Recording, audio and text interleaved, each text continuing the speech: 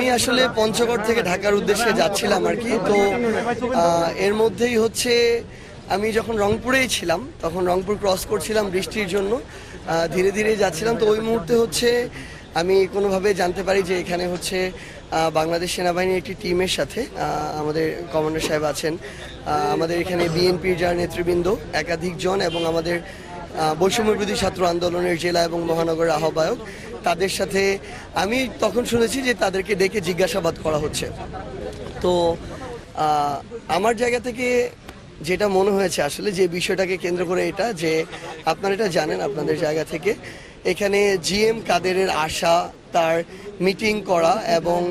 তাদের জাতীয় পার্টির যে সাবেক মেয়র মোস্তফা যিনি আছেন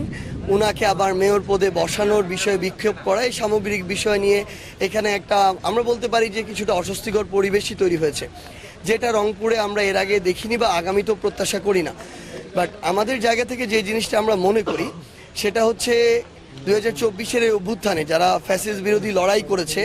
আমরা এটা বিএনপি বলি, এটা জামায়াত বলি, এনসিপির বর্তমানে যারা নেতৃবৃন্দ আছেন তাদের কথাই বলি না কেন, আমরা দেখেছি আমাদের বিএনপির ভাইদের বিরুদ্ধে যখন মিথ্যা মামলা, গুম, খুন, হয়রানি এরকম লক্ষ লক্ষ মানুষের সাথে এই বিষয়গুলো হয়েছে, যখন জামায়াতের অনেকের সাথে এই বিষয়গুলো হয়েছে, তখন জাতীয় পার্টি ক্ষমতার সাথে নেগোসিয়েশন করে বিরোধী দল, দামি বিরোধী দল সেজে আওয়ামী লীগকে সরকারি দলের বৈধতা দিয়েছে। আমরা আমাদের জায়গা থেকে আমরা একদম এটা বিশ্বাস করি যে আওয়ামী লীগ তারা বাংলাদেশে যেই কাজ করেছে একই কাজ বি টিম হিসেবে জাতীয় পার্টি করেছে এবং আওয়ামী লীগের যে কনসিকুয়েন্স হয়েছে এবং আগামীতে আরও হবে বলে আমরা প্রত্যাশা করি, একই কনসিকুয়েন্স জাতীয় পার্টির হওয়া উচিত। এখন এখানে যখন আমরা দেখি যে জাতীয় পার্টির একজন মেয়র, ওই মেয়রকে আবার পদে বসানোর জন্য এখানে একটা বিক্ষোভ মিছিল করা হয়, আমরা মনে করি ওই মিছিলে জাতীয় পার্টির নেতাকর্মীর নামে সেখানে আওয়ামী লীগ তারপর যুবলীগ, ছাত্রলীগের যারা নেতাকর্মী, যে সন্ত্রাসী যে নেতাকর্মীরা আছে তারা ওই মিছিলে থাকবে এবং থাকাটাই সবচেয়ে বেশি ইম্পর্টেন্ট। তো আমরা আমাদের জায়গা থেকে মনে করি যে এভাবে এটা শুধুমাত্র একটা শুরু এবং অস্থিতিশীল একটা পরিবেশ তৈরি করার একটা প্রক্রিয়া। তো সেই জায়গায় যখন জাতীয় পার্টির ব্যানারে বা নামে আওয়ামী লীগ বা তাদের দোসররা আবার এভাবে রাস্তায় নামবে, এটা শুধু স্থানীয়ভাবে নয়, পুরো রংপুরের বা পুরো দেশের আইন শৃঙ্খলার পরিস্থিতির জন্য আমরা মনে করি বিপজ্জনক। সেই জায়গা থেকে আমরা যতদূর জেনেছি যে যখন জিএম কাদের এসে আবার স্থানীয় নেতৃবৃন্দের সাথে মিটিং করছিলেন, আমরা মনে করি এটা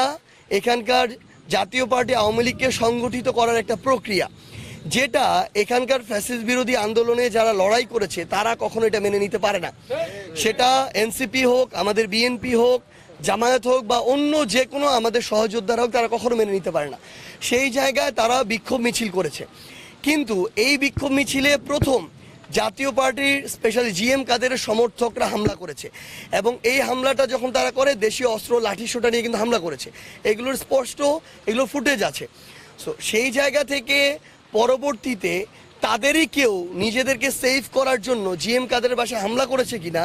নাকি অন্য কেউ করেছে, এই বিষয়টি আমরা মনে করি যে তদন্ত সাপেক্ষ হতে পারে। সো সেই জায়গা থেকে এইটার যদি তদন্ত হতে হয়, এটার কনসিকুয়েন্সের শুরু থেকে তদন্ত হতে হবে যে আওয়ামী লীগ নিষিদ্ধ হলো, জাতীয় পার্টি এখনো নিষিদ্ধ না কেন, এক। দুই নম্বর হচ্ছে জাতীয় পার্টি, আওয়ামী লীগ এবং জাতীয় পার্টির যারা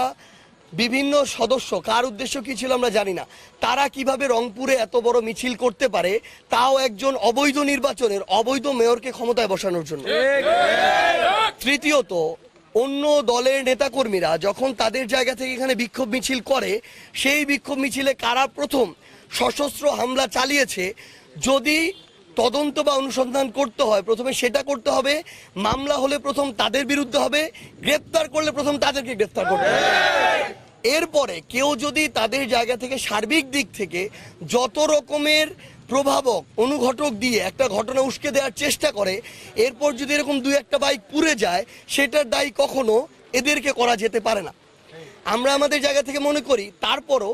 এই যে বিশৃঙ্খলা যেটা হয়েছে এটা আমরা প্রত্যাশা করি না। আমরা প্রত্যাশা করি না যে কোনো জায়গায় একটা বাইক কেন, কোনো একটা পাতাও অকারণে পুড়ে যাবে, এটা আমরা প্রত্যাশা করি না। সেই জায়গায় আমরা মনে করি যে রংপুরের স্থিতিশীলতা আমরা সবাই চাই, এবং বাংলাদেশ সেনাবাহিনী অভ্যুত্থানের পর থেকে এখন পর্যন্ত আইন শৃঙ্খলা রক্ষায় একটা গুরুত্বপূর্ণ ভূমিকা পালন করছে। আমরা প্রত্যাশা করি এখানের আইন শৃঙ্খলা রক্ষার জন্য সেনাবাহিনী বা পুলিশ সহ যারা আছেন তারা তাদের জায়গা থেকে যৌথভাবে এই কাজটা করে যাবেন। এখন আমাদের একটা প্রত্যাশা আছে। আপনি তো একটা স্ট্যাটাস দিয়েছেন যে আপনি বলছেন যে জুলাই বিপ্লবীদেরকে মানে হেনস্থা করা জি, মানে এই জায়গায় আমাদের কথাটা, এই জায়গা কথাটা কোন জায়গায়, আমরা একদম বাংলাদেশ সেনাবাহিনীর প্রতি আমাদের ওইটুকু পূর্ণ শ্রদ্ধা সম্মান রেখেই বলছি এই বিষয়ে তদন্তের জন্য বৈষম্যবিরোধী ছাত্র আন্দোলনের কাউকে হোক,